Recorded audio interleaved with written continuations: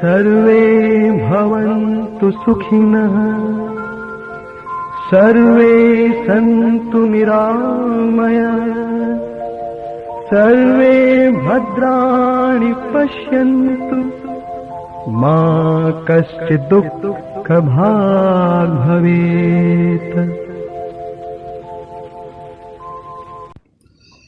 आदरणीय महानुभावहरू नमस्ते।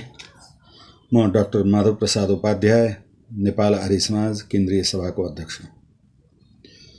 तपाईहरुमा आर्य समाज के हो भन्ने सन्दर्भमा अवश्य पनि केही चासो रहेको हुनुपर्दछ। त्यस चासोलाई सम्बोधन गर्न म यहाँहरु समक्ष आर्य समाजको छोटो परिचय प्रस्तुत गर्दैछु। आशा छ यहाँहरुले बुझ्ने प्रयास अवश्य गर्नुहुनेछ। आदरणीय महानुभावहरू, आर्य समाज एक प्रगतिशील बुद्धिवादी संस्था हो। कर्मयोगी ज्ञानीहरूको र राष्ट्रवादीहरूको समूह हो।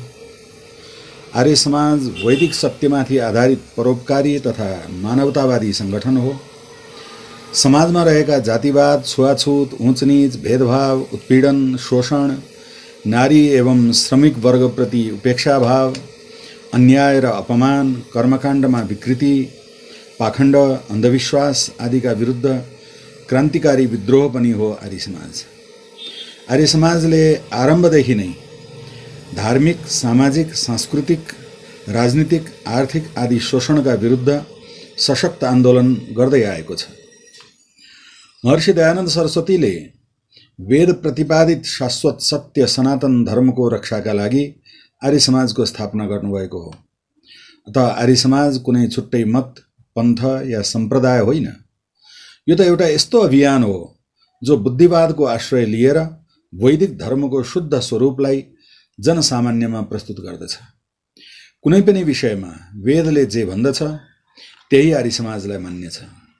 वेदको सिद्धान्त कुनै जाति या देश या समयका लागि नभएर सबै जाति, सबै देश र सबै समयका लागि समान रूपमा छ। त्यसैले हामी वेदलाई भन्छौं वेदको उपदेश सार्वभौमिक र सार्वकालिक छ। वेदको अनुगमन गर्नाले विश्वको कल्याण हुन सक्दछ भन्ने आर्य समाजको दृष्टिकोण हो। वेदानुकूल व्यवहार गर्नाले देश, जाति र सम्प्रदायहरूका पारस्परिक झगडा मेटिन सक्दछन् भन्ने तत्त्वज्ञान स्वामी दयानन्द सरस्वतीले आफ्नो तपस्या, स्वाध्याय र मननद्वारा प्राप्त गर्नुभयो र वेदको प्रचार आरम्भ गर्नुभयो।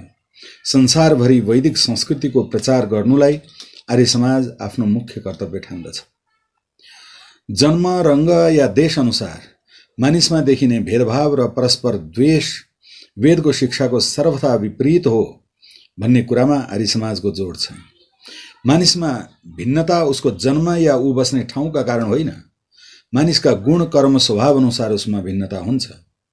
आर्य समाज सबै देशका व्यक्तिहरूसँग समान व्यवहारको पक्षपाती छ। आर्य समाज विश्व बन्धुत्वको भावना राख्दछ। प्राचीन वैदिक कालमा भेदभाव छँदै थिएन। भेदभाव नहुने परिस्थितिको सृजना गर्नु आर्य समाजको परम उद्देश्य हो।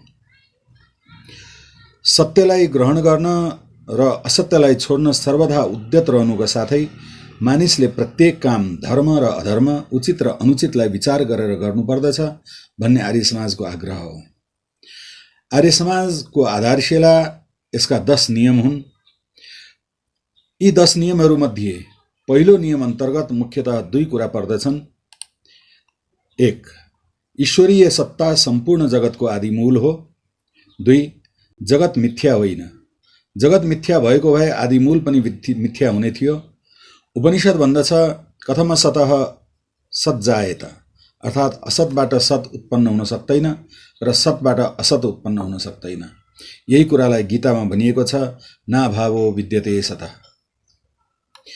यसैगरी दोस्रो नियममा त्यस आदिमूल सत्ताका गुणहरूको वर्णन छ, अर्थात् ईश्वर सच्चिदानन्द छ, एकरस छ, प्राकृतिक छैन, निराकार छ।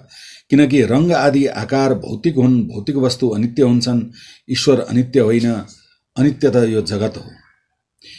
ईश्वरको पूजा एउटा आध्यात्मिक कर्म हो, अर्थात् उसको व्यवस्थामा यो जगत चलिरहेको छ। त्यस सत्तामाथि आफ्नो अन्तःकरणमा विचार गर्नुपर्दछ। मानव मात्रको हृदयमा सच्चा आस्तिकताको शुद्ध भाव उत्पन्न गराउनु आर्य समाजको एउटा मुख्य उद्देश्य हो। वेदको प्रचार र धर्मको मौलिक सुधार आर्य समाजको मुख्य उद्देश्य हो भन्ने कुरा तेस्रो नियममा छ। वेदमा प्रतिपादित धर्म सबै देश र सबै कालमा सत्य ठहर्दछ, अर्थात् त्यो सार्वभौमिक र सार्वकालिक छ। यसैलाई सत्य या सनातन भनिन्छ। प्रत्येक देश र समयका मानिस यसको अनुकरण गर्न सक्दछन्। आर्य समाजका पछिल्ला 7 नियम मानिसका साधारण सदाचार तथा व्यवहारसँग सम्बन्धित छन्। देशकालको भेदभाव बिना संसारको उपकार गर्नु आर्य समाजको परम धर्म हो। सम्पूर्ण मानव समुदायप्रति आर्य समाजको सहानुभूति छ। आर्य समाज सबैसँग प्रेम गर्दछ र सबैको सहायताका लागि भेदभाव बिना उद्यत रहन्छ। आर्य समाजका 10 नियम यस प्रकार छन्। पहिलो नियम, सबै सत्यविद्या र विद्याबाट जानिने सबै पदार्थका आदिमूल परमेश्वर हुन्। आर्य समाजको दोस्रो नियम, ईश्वर सच्चिदानन्द स्वरूप, निराकार, सर्वशक्तिमान, न्यायकारी, दयालु, अजन्मा, अनन्त, निर्विकार, अनादि, अनुपम, सर्वाधार, सर्वेश्वर, सर्वव्यापक, सर्वान्तर्यामी, अजर, अमर, अभय, नित्य, पवित्र र सृष्टिकर्ता हो, उसैको उपासना गर्नुपर्दछ। आर्य समाजको तेस्रो नियम, वेद सबै सत्य विद्याको पुस्तक हो। वेद पढ्नु पढाउनु र सुन्नु सुनाउनु सबै आर्यहरूको परम धर्म हो। आर्य समाजको चौथो नियम, सत्यलाई ग्रहण गर्न र असत्यलाई छोड्नमा सर्वदा उद्यत रहनु पर्दछ। आर्य समाजको पाँचौं नियम, सबै काम धर्मानुसार अर्थात् सत्य र असत्यलाई विचार गरेर गर्नु पर्दछ। आर्य समाजको छैटौं नियम, संसारको उपकार गर्नु अर्थात् शारीरिक, आत्मिक र सामाजिक उन्नति गर्नु यस समाजको मुख्य उद्देश्य हो। आर्य समाजको सातौं नियम, सबैसँग प्रीतिपूर्वक धर्मानुसार यथायोग्य व्यवहार गर्नुपर्दछ। आर्य समाजको आठौं नियम, अविद्याको नाश र विद्याको वृद्धि गर्नुपर्दछ। आर्य समाजको नवौं नियम, प्रत्येकले आफ्नै मात्र उन्नतिमा सन्तुष्ट रहनु हुँदैन, सबैको उन्नतिमा आफ्नै उन्नति सम्झनु पर्दछ। र आर्य समाजको 10औं नियम, सबै मानिसले सामाजिक सर्वहितकारी नियम पालन गर्नमा परतन्त्र र प्रत्येक हितकारी नियममा स्वतन्त्र रहनु पर्दछ। यी आर्य समाजका प्रमुख 10 नियम हुन्।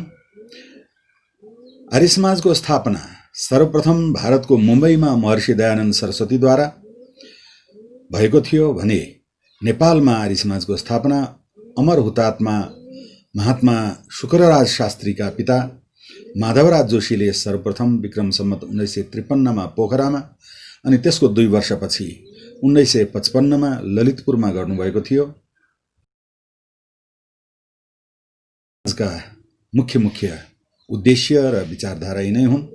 तपाईहरू सोच्नुहोस्, विचार गर्नुहोस्, जाँच्नुहोस्, बुझ्नुहोस्। यदि यी कुरा तपाईलाई ठिक लाग्दछन् भने आर्य समाजसँग सहकारी गर्न तत्पर हुनुहोस्। यहाँहरू सबैलाई हार्दिक स्वागत छ। स्वागतम स्वागतम स्वागतम।